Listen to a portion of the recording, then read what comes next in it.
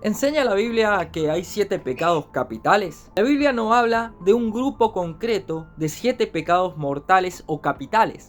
Sin embargo, sí enseña que las personas que practican pecados graves no obtendrán la salvación. Por ejemplo, las escrituras hablan de pecados muy graves como la inmoralidad sexual, la idolatría, la adoración a los ídolos, el espiritismo o ocultismo, los arrebatos de ira y la borrachera, y explican que son obras de la carne. Además, advierten que a los que practican tales cosas no heredarán el reino de los cielos, como en Gálatas 5, 19, 21.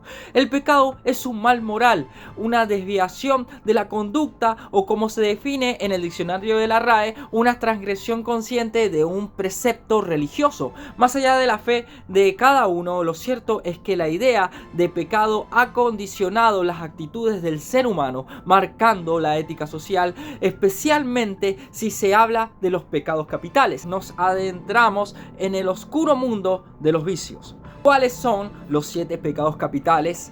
La lista de pecados ha ido modificándose y menguado con el paso de los siglos. Fue el Papa de Roma, Gregorio Magno, quien a finales del siglo VI, fijó para siempre los 7 pecados capitales: soberbia, avaricia, gula, lujuria, ira, envidia y pereza. La soberbia, para muchos, es el verdadero rey de los vicios porque las personas tienden a él. La soberbia es algo así como un deseo excesivo por ser preferido a otros, el amor desmedido por uno mismo, por creerse por encima de los demás. Con esa actitud, uno está menospreciando a Dios y a los demás. En Proverbios 16, 18 y 19, la soberbia precede al fracaso, la arrogancia anticipa la caída. Es mejor ser humilde entre los humildes que compartir despojo con los soberbios. Ahora hablemos de la avaricia. El amor excesivo por la riqueza es otro de los pecados capitales que más almas condenan. Y es un vicio capital porque ese afán por el dinero o por cualquier cosa que se desee desmedidamente lleva al hombre a tratar de conseguirlo mediante cualquier medio y acto. Ahora bien, la avaricia por sí sola generalmente no es un pecado mortal. Jesús dijo: manténganse atentos y cuídense de toda avaricia, porque la vida del hombre no depende de los muchos bienes que posee.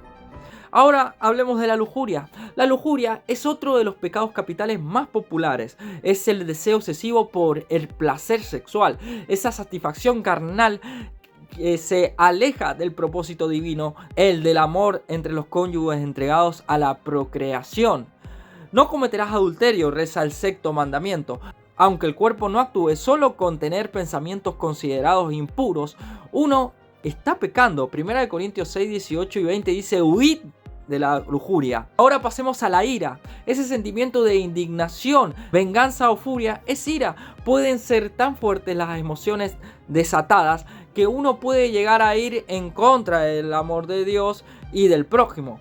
En cuanto de ira hay en un acto, determinará si el pecado es genial o moral, o incluso si es simplemente un enojo intenso. La Biblia es muy clara y dice: airaos, pero no pequéis. Ahora hablemos de la gula.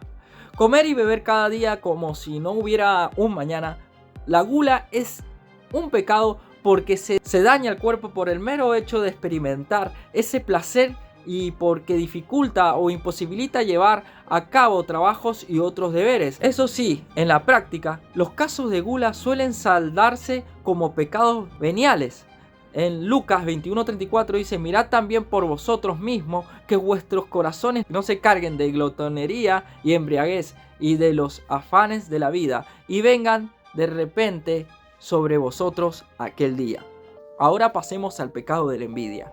Otro pecado capital masivo, la envidia, es esa tristeza, pesar o rencor del bien ajeno, que se te lleven los demonios por la buena suerte de alguien, deseando que dicha fortuna fuera tuya. Es un vicio que tortura al pecador desdichado y que genera odio al prójimo. Santiago 3:15 dice: pues la envidia y el egoísmo no forman parte de la sabiduría que proviene de Dios. Dichas cosas son terrenales, puramente humanas y demoníacas. Ahora hablemos de la pereza. La pereza es el desafecto, la dejadez por las por las cosas que se deben hacer. Esa falta de voluntad y esfuerzo acaba con la incapacidad del alma de llevar las riendas. Es un abandono físico y espiritual.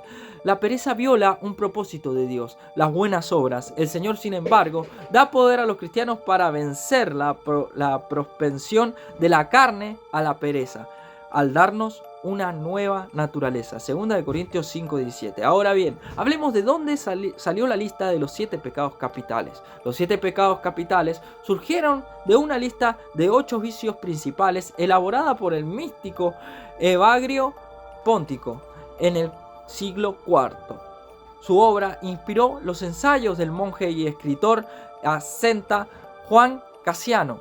Tiempo después, en el siglo VI, el Papa Gregorio I cambió la lista de los 8 vicios de Juan Cassiano y la convirtió en la lista de los 7 pecados capitales o mortales de la teología católica romana. Para el Papa Gregorio I, estos pecados eran capitales o principales porque generaban otros pecados además de eso.